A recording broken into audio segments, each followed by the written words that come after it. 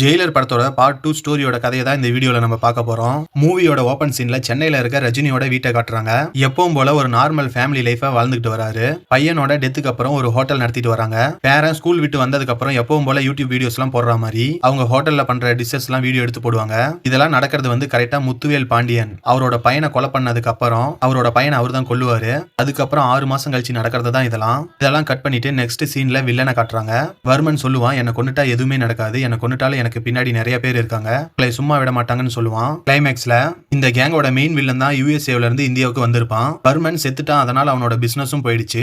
இதனால அவங்ககிட்ட நடக்கிற பல கோடி பிசினஸ் போயிருக்கும். அது இல்லாம அவங்ககிட்ட இருந்த அந்த ஓல்டு சிலை எல்லாம் கண்டெய்னர் வச்சு தும்சம் பண்ணிட்டாங்க. இந்தியா வந்ததுக்கு காரணம் வில்லனுக்கு 2 ரீசன். ஒன்னு, வர்மனை கொலை பண்ணவன எல்லாத்தையும் கொலை பண்றதுக்கு. தமிழ்நாட்டுல இருக்க ஒரு விஷ்ணு சிலையோட கண்ணு வந்து ஒரு ரேர் டைமண்ட்னால பண்ணது. அதோட மதிப்பு வந்து 700 கோடி மேல இருக்கும். இதையும் எடுக்க தான் நம்ம வில்லன் இந்தியாவுக்கு வந்திருப்பான். இதுக்கப்புறம் 2 நாள் கழிச்சு நரசிம்மா கேங்ல இருந்து ஒவ்வொரு ஆளா தூக்கிட்டு இருக்கான் வில்லன். நரசிம்மாவுக்கு இது யார் பண்றாங்கன்னு ஒண்ணுமே புரியல. அப்புறம் தான் தெரியுது வில்லன் வந்து வர்மா டெத்துக்கு காரணமா இருந்த எல்லாத்தையும் போட்டு தள்ளிட்டு இருக்கான்னு. இதை தெரிஞ்ச நரசிம்மா வந்து அடுத்த நாள் முத்துவேல் பாண்டியன் வீட்டுக்கு போறாரு. அன்னைக்கு வேற செம மேல நரசிம்மா நடந்த எல்லாமே முத்துவேல் பாண்டியன் கிட்ட சொல்றாரு. அவரும் இன்னும் ஸ்கூல் டைம் முடிஞ்சு இன்னும் பேரன் ரித்திக்கு வீட்டுக்கே வரல அப்படின்ட்டு ஸ்கூலுக்கு போறாரு.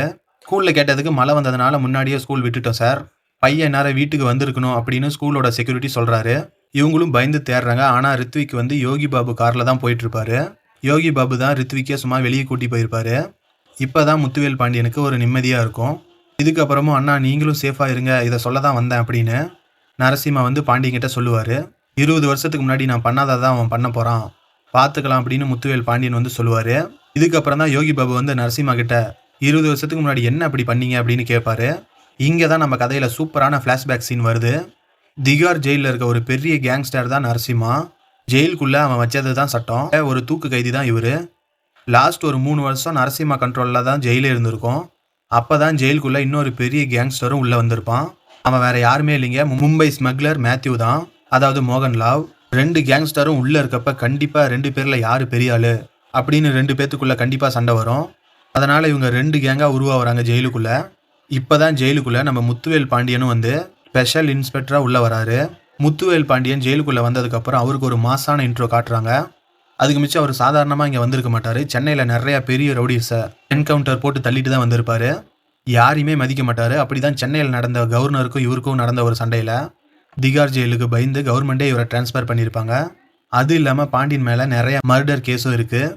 பட் ஆனா அதுக்கு எதுக்குமே சாட்சியே கிடையாது. ரொம்பவே மோசமான போலீஸா காட்டுறாங்க இவரை. ஜெயிலில் நடக்கிற பிரச்சனையெல்லாம் தெரிஞ்சுக்கிட்ட முத்துவேல் பாண்டியன் முதல் நாளே நரசிம்மாவையும் மேத்யூவும் ஒரே செல்ல போட்டு அடைக்கிறாரு. உங்க 2 பேத்துல நாளைக்கு ஒருத்தன் தான் உயிரோட இருக்கணும், அந்த உயிரோட இருக்கிற ஒருத்தனையும் நான் கொண்டுடுவேன் அப்படின்னு சொல்றாரு. அதனால நீங்க 2 பேருமே நாளைக்குள்ள சாக போறீங்க அப்படின்னு சொல்லிட்டு போறாரு. அன்னைக்கு நைட்டே முத்துவேல் பாண்டியனை போட்டு தள்ள 2 கேங்கோட ஆளுங்களும் போறாங்க. அவர் வந்து எல்லாத்தையும் அடிச்சு தும்சம் ஆகிடுவாரு. அப்புறம் செல்லுக்குள்ள இருக்க நரசிம்மாவையும் மேத்யூவும் போட்டு அடின்னு அடிப்பாரு. ஜட்டியோட நைட்ல கிரவுண்ட்ல உட்கார வச்சிருப்பாரு. இங்க நான் வச்சதுதான் சட்டம், கேட்கறவன் உயிரோட இருக்கலாம், இல்லைன்னா இங்கேயே செத்து போலாம் அப்படின்னு சொல்றாரு. இதுக்கப்புறம் ஜெயில் வந்து ஜெயிலரோட கண்ட்ரோல்ல வருது. இங்கே தான் நம்ம மூவியோட மாசான இன்டர்வல் சீனும் வருது ஃப்ரெண்ட்ஸ். இதுக்கப்புறம் நரசிம்மாவுக்கும் மேத்யூவுக்கும் ஒரு அசைன்மெண்ட் கொடுக்குறாரு. இதை நீங்க கரெக்டா செஞ்சு கொடுத்துட்டா உங்களை 2 பேரையும் நான் ரிலீஸ் பண்ண நான் கேரண்டி அப்படிங்கிறாரு. முக்கியமா நரசிம்மாவோட தூக்கு தண்டனையும் என்னால கேன்சல் பண்ண முடியும் அப்படிங்கிறாரு. இதை கேட்ட மேத்யூவும் நரசிம்மாவும் சரி ஓகே நாங்க என்ன பண்ணணும் அப்படின்னு கேட்கறாங்க. அது என்னன்னா தமிழ்நாடு கவர்னரை கொலை பண்ணணும் அப்படின்னு சொல்லுவாரு. ஏன்னா கவர்னர் நிறைய ஸ்கூல் பொண்ணுங்களையும் காலேஜ் பொண்ணுங்களையும் ரேப் பண்ணியிருக்கான். எல்லா ஆதாரமும் என்கிட்ட இருக்கு. அந்த பிரச்சனையால தான் என்னை அங்கேருந்து இங்கே மாற்றிட்டாங்க. அதனால தான் எனக்காக நீங்கள் இதை செஞ்சு கொடுக்கணும் அப்படிங்கிறாரு. இவங்களும் கரெக்டாக பிளான் பண்ணி கவர்னரை போட்டு தள்ளுறாங்க. இதுக்கப்புறம் பாண்டியனும் சொன்ன மாதிரி ஜெயிலில் ஒரு பிளான் பண்ணுறாரு. ஜெயில் ஃபுல்லாக தீப்பிடிக்க வைக்கிறாரு. இதில் இருக்க நிறைய ரவுடிங்களை நரசிம்மா காப்பாற்றுற மாதிரி பிளான் பண்ணுறாரு. இதனால் அந்த ஜெயில் வந்து ரொம்ப பெரிய ஜெயில். அந்த ஜெயிலில் 10,000 பேருக்கு மேலே இருப்பாங்க.